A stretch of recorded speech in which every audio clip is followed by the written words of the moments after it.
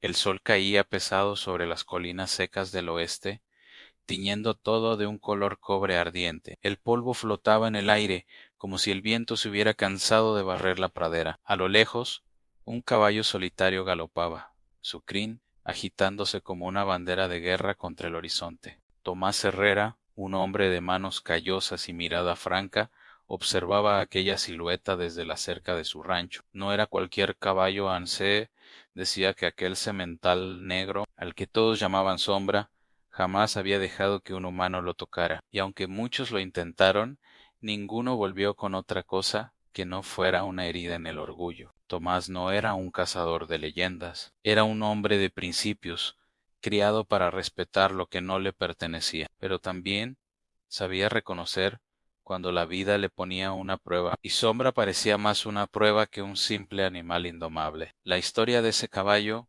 corría de boca en boca. Decían que había escapado de un cuatrero años atrás, sobreviviendo entre lobos y tormentas. Otros aseguraban que era hijo de un linaje de pura sangre robado a un hacendado rico de Texas.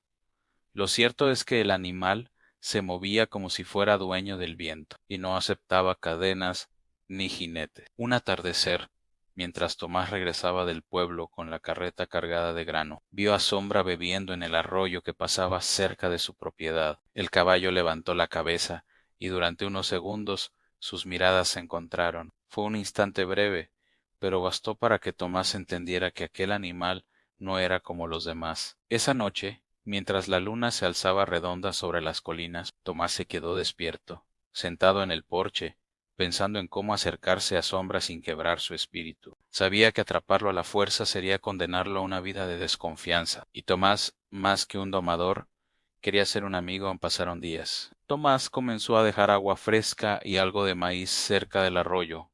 Nunca se acercaba demasiado, dejaba que el caballo sintiera su presencia, pero sin invadirlo. Poco a poco Sombra comenzó a tolerar esa figura tranquila que no lo perseguía ni lo asustaba. Un amanecer, mientras el cielo apenas clareaba, Tomás sintió un ruido distinto en el corral. Salió despacio y lo vio. En Sombra estaba ahí, parado a pocos metros, observándolo. No era una rendición, sino una invitación silenciosa. Tomás dio un paso, luego otro, hasta que el caballo resopló y se apartó, pero sin irse. Aquello era un avance. En el pueblo, sin embargo, no todos lo veían con buenos ojos. Había hombres que soñaban con capturar a Sombra para venderlo al mejor postor. Entre ellos estaba Mason Price, un forastero de mirada fría y sonrisa torcida, que siempre apostaba alto en la cantina.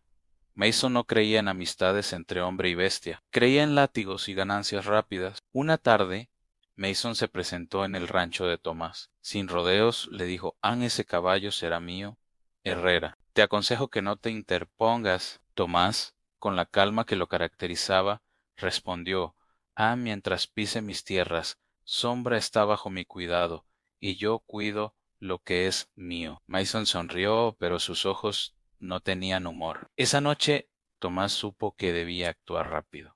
Mason no esperaría más. Preparó su caballo y se internó en la pradera, siguiendo el rastro de Sombra, no para capturarlo, sino para llevarlo a un lugar seguro, lejos del alcance de los hombres que solo veían su valor en monedas. El viento soplaba fuerte y cada crujir de rama podía ser un jinete siguiéndolo. Finalmente lo encontró en una pequeña cañada. Sombra estaba inquieto, olfateando el aire como si sintiera la misma amenaza. Tomás desmontó y sin palabras se sentó en una roca cercana. Pasaron minutos eternos hasta que el caballo dio un paso hacia él, luego otro y otro. Cuando la nariz de Sombra estuvo a un suspiro de su mano, Tomás no se movió. Dejó que fuera el animal quien decidiera. Entonces, como si entendiera que ese hombre no quería romperlo, Sombra bajó la cabeza y aceptó el contacto. No era sumisión, era respeto mutuo. Un disparo rompió el momento. Mason y dos hombres más aparecieron al borde de la cañada.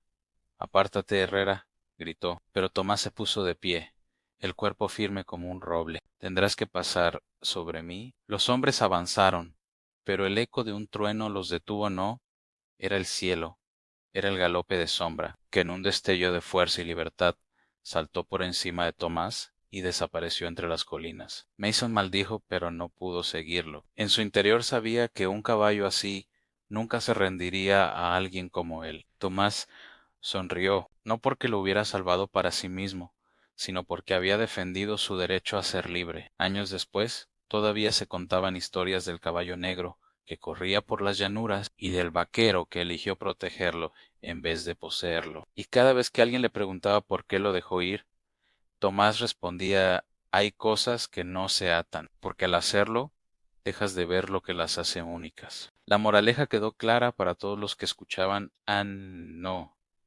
Todo lo que admiramos está destinado a ser nuestro. A veces, el mayo ere acto de amor y respeto es dejar que aquello que valoramos siga su propio camino.